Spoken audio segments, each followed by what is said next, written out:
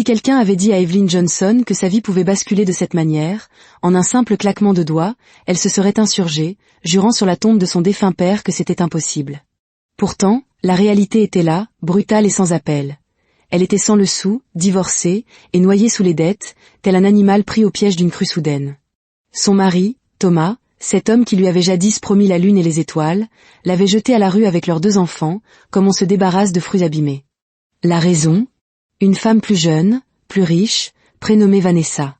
Ses beaux-parents, témoins silencieux de ce drame, n'avaient pas esquissé le moindre geste, se contentant d'observer la scène les bras croisés, comme si tout cela ne les concernait pas. De chez sa mère à l'appartement de sa sœur, puis chez une amie, Evelyn avait erré tel un réfugié, squattant un canapé après l'autre, jusqu'à ce qu'elle parvienne enfin à louer un minuscule studio. Un espace si exigu qu'il ressemblait davantage à un débarras qu'à un lieu de vie. Mais même ce modeste refuge était désormais menacé. Le loyer était en retard, les frais de scolarité des enfants impayés, et son propriétaire la harcelait de messages menaçants. Un soir, assise sur le bord de son lit métallique, Evelyn se fit une promesse, « Je dois trouver quelque chose, n'importe quoi ». C'est ainsi qu'elle entendit parler d'un poste de secrétaire vacant au sein du groupe Williams International. L'annonce était claire, âge requis, 25 à 35 ans. Evelyn consulta sa carte d'identité. Elle venait d'avoir 35 ans. « Il me reste quelques mois avant mes 36 ans, » se murmura-t-elle avec une lueur d'espoir. « Je dois tenter ma chance. » Le lendemain matin, elle se leva aux aurores. Elle emprunta un fer à repasser à sa voisine, Madame Sonia, et prépara méticuleusement sa meilleure tenue.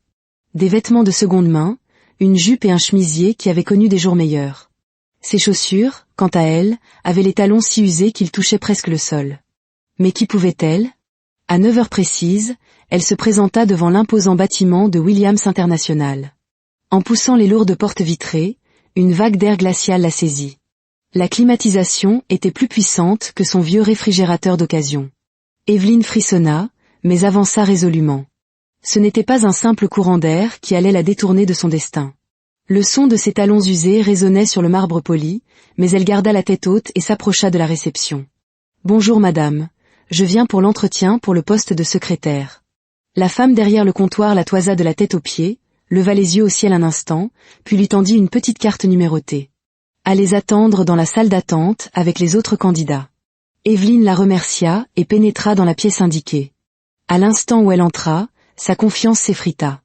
La salle était remplie de visages jeunes et frais, de jeunes diplômés à l'allure assurée. Des jeunes femmes impeccables en chemisier de soie et jupes cintrées, perchées sur des talons aiguilles brillants. Des jeunes hommes en costume si nets qu'ils en étaient presque aveuglants. Evelyn déglutit difficilement. Ses propres vêtements semblaient revenir d'un champ de bataille en comparaison. Les chuchotements ne tardèrent pas. Que fait cette vieille dame ici ? Elle devrait être à la maison, à s'occuper de ses petits-enfants. Elle vient nous voler notre place, à nous, le 109. Evelyn entendit chaque mot, mais choisit de les ignorer. Son cœur battait à tout rompre, mais elle s'assit en silence dans un coin. Quelques minutes plus tard, un chariot de nettoyage fit son apparition, poussé lentement par une femme très âgée, probablement octogénaire. Elle peinait à chaque pas, comme si le simple fait d'avancer était un fardeau. Son uniforme était fripé et délavé. Le cœur d'Evelyn se serra en la voyant, tandis que les autres candidats, dégoûtés, décalaient leurs chaises avec ostentation. La vieille dame s'arrêta devant une tache tenace incrustée dans le sol. C'est à ce moment que la réceptionniste, Linda, fit irruption, sa voix aussi tranchante qu'une lame. « Et, la vieille. Vous étiez censé nettoyer cet endroit avant l'arrivée des candidats. Vous me dérangez dans mon travail. Si vous n'êtes pas capable de faire ce boulot, allez vendre des cacahuètes sous un pont. Vous êtes plus lente qu'un escargot arthritique. » Certains candidats détournèrent le regard, d'autres se bouchèrent le nez comme si la vieille dame dégageait une odeur nauséabonde. Evelyn ne put le supporter. Elle se leva et s'approcha de la femme de ménage. « Bonjour madame. Quel est le problème ? » « Bonjour ma fille, » répondit la vieille dame, le souffle court. « Cette tâche, elle ne veut pas partir. Mon superviseur va encore revenir et me crier dessus. Et cette secrétaire, Linda, avec sa bouche de vipère. C'est comme si elle prenait plaisir à m'insulter chaque jour. » Evelyn se pencha pour examiner la tâche. Elle était coriace. « Madame, pour ce genre de saleté, il faut une solution à base d'alcool. » Elle se précipita vers son sac, en sortit un petit flacon de désinfectant pour les mains, en versa quelques gouttes sur la tâche et se mit à frotter aux côtés de la vieille dame. Les murmures reprirent de plus belle. Regardez-la. Elle ferait mieux de postuler comme agent d'entretien. Ah, elle a déjà le coup de main pour récurer les sols. Evelyne les entendit, mais continua d'ignorer leurs pics, entièrement concentrée sur l'aide qu'elle apportait. Une fois la tâche disparue, elle aida la vieille femme à ranger son chariot sur le côté, puis retourna s'asseoir, le cœur lourd.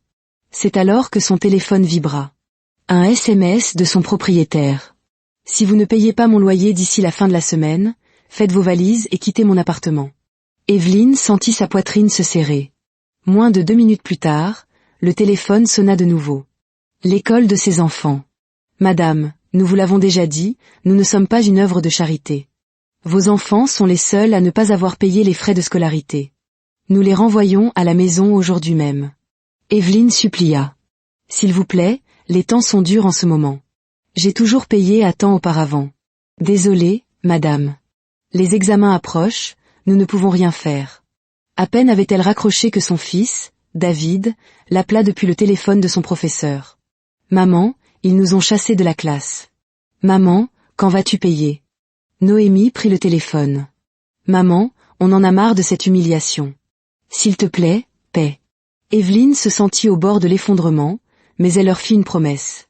Ne vous inquiétez pas, je vais payer très bientôt. Je vous le promets. Elle appela sa propre mère, maman Ruth, et la pria d'aller chercher David et Noémie pendant qu'elle terminait son entretien. Malgré tout, elle resta assise, le regard vide, perdue dans ses pensées. Vers 16 heures, presque tous les candidats avaient été appelés. Evelyne attendait toujours. Elle s'approcha de la réception. « Excusez-moi, madame. Je suis ici depuis ce matin, mais mon numéro n'a pas été appelé. » Linda, mâchant son chewing-gum avec lenteur, la dévisagea. « Ah oui? C'est terminé pour aujourd'hui. Revenez demain. »« Mais, madame, j'ai attendu toute la journée. »« Madame, revenez demain. »« Vous n'allez pas me manger, non? Laissez-moi travailler. » Des larmes brûlantes montèrent aux yeux d'Evelyne, mais elle les ravala. Elle prit son sac et se tourna pour partir. En sortant, elle croisa à nouveau la vieille femme de ménage, traînant péniblement son chariot dans le couloir. « Avez-vous passé votre entretien, ma fille ?» demanda la vieille dame. « Non, madame. Ils m'ont dit de revenir demain, » répondit Evelyne, la voix tremblante. La vieille femme la regarda avec des yeux calmes et lui sourit. « Revenez demain, ma fille. Que Dieu vous bénisse. Je suis sûre que vous aurez ce poste. » Evelyne sortit dans la lumière déclinante du soir, son sac serré contre elle comme s'il était son unique bien. Le cœur lourd, mais l'espoir, lui, vivait encore. Cette nuit-là, Evelyne ne trouva pas le sommeil. Après avoir récupéré ses enfants chez sa mère, celle-ci lui avait donné quelques provisions pour qu'ils ne s'endorment pas le ventre vide. Tandis que David et Noémie dormaient paisiblement à ses côtés, Evelyne était assise au bord du lit, les observant avec une angoisse infinie. Comment en étais-je arrivée là? Moi, Evelyne Johnson, incapable de payer l'école de mes propres enfants? Des larmes silencieuses coulèrent sur ses joues, mais elle les essuya rageusement, serrant les poings. « Je ne retournerai pas en arrière, » murmura-t-elle. Toujours aller de l'avant. Le lendemain matin, Evelyne déposa de nouveau ses enfants chez sa mère. « Maman, on veut aller à l'école, » se plaignirent-ils. Elle força un sourire. « Ne vous inquiétez pas. Je vais trouver un travail, et dès que ce sera fait, vous retournerez à l'école. Soyez patient encore un peu. » Elle se précipita vers Williams International. Il n'était même pas 9 heures quand elle arriva. Ignorant la fatigue et ses vieilles chaussures qui ressemblaient de plus en plus à des pantoufles, elle s'avança avec assurance vers la réception. Linda était déjà là, se limant les ongles comme si l'entreprise lui appartenait. « Bonjour madame. Je suis ici pour l'entretien, comme vous me l'avez demandé hier. » Linda la toisa, puis retourna à ses ongles. « Le poste est pourvu. » Le cœur d'Evelyne manqua un battement. « Mais, je n'ai même pas été entendue. » Linda claqua son chewing-gum. « Madame, je ne suis pas les ressources humaines. J'ai dit que le poste était pourvu. » Evelyne ouvrit la bouche, mais aucun son n'en sortit. Que pouvait-elle dire? Ses jambes semblaient faites de coton alors qu'elle se retournait pour partir. C'est alors qu'elle la vit. La vieille femme de ménage, traînant son chariot comme une vieille carcasse de voiture sans essence. Evelyne alla droit vers elle. « Bonjour madame. Bonjour ma fille. Alors, votre entretien? » Non, madame. Ils ont dit que le poste a été donné à quelqu'un d'autre. La vieille dame fit claquer sa langue. « Ma fille, ne vous en faites pas pour ces grands patrons. Tout est une question de relation. Mais ce n'est pas grave. Elle observa Evelyne un instant, puis se pencha vers elle.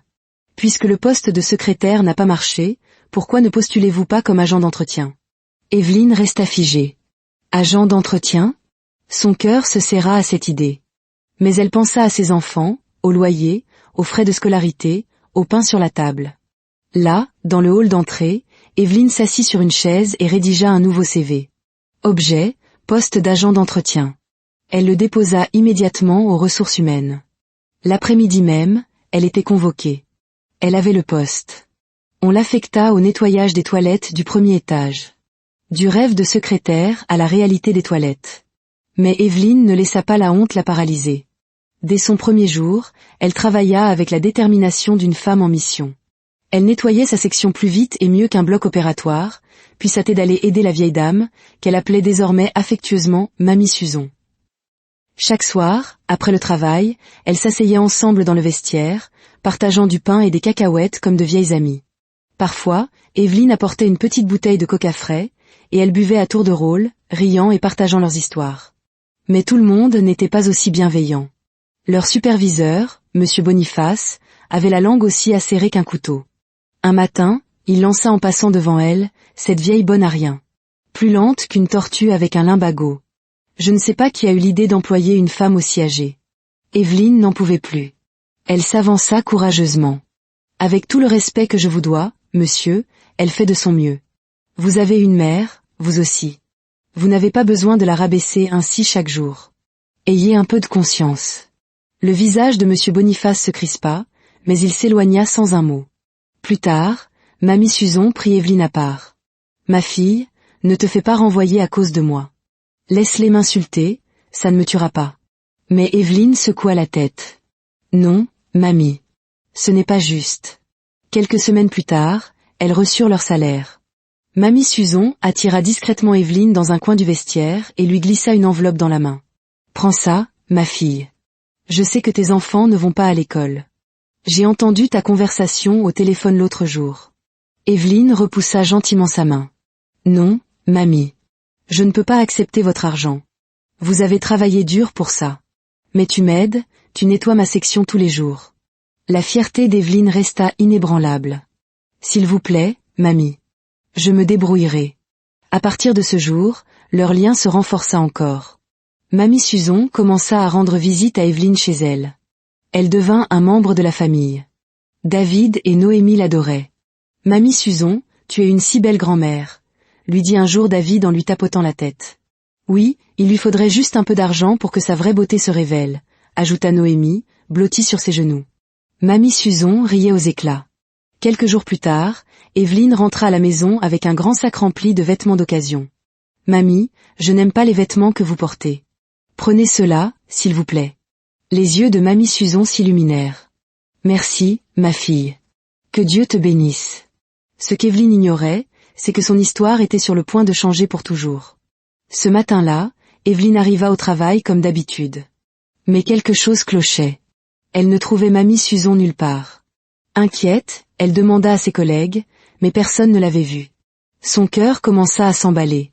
Elle tenta de l'appeler, messagerie. J'irai chez elle après le travail, se dit-elle. Soudain, une voix retentit dans les haut-parleurs. À tous les départements, la PDG rentre de vacances aujourd'hui. Tous les agents d'entretien doivent faire briller chaque recoin du bâtiment avant midi. Immédiatement, ce fut la panique. Les managers couraient dans tous les sens, les superviseurs transpiraient à grosses gouttes, les directeurs s'affairaient. Même Linda essuya son rouge à lèvres et nettoya son bureau. Les rumeurs allaient bon train, c'est une femme qui ne plaisante pas. À 13 heures, un convoi de 3 imposants SUV noirs s'arrêta devant l'entrée. Evelyne regarda par la fenêtre des toilettes. Madame Grace Williams descendit du premier véhicule. PDG de Williams International. Ses talons claquaient sur le sol comme de petits marteaux. Son tailleur était d'une élégance redoutable. Son visage était fermé, déterminé. Tout le monde s'était aligné dans le hall, souriant nerveusement. Madame Williams passa devant eux sans un regard, ses yeux scannant chaque visage.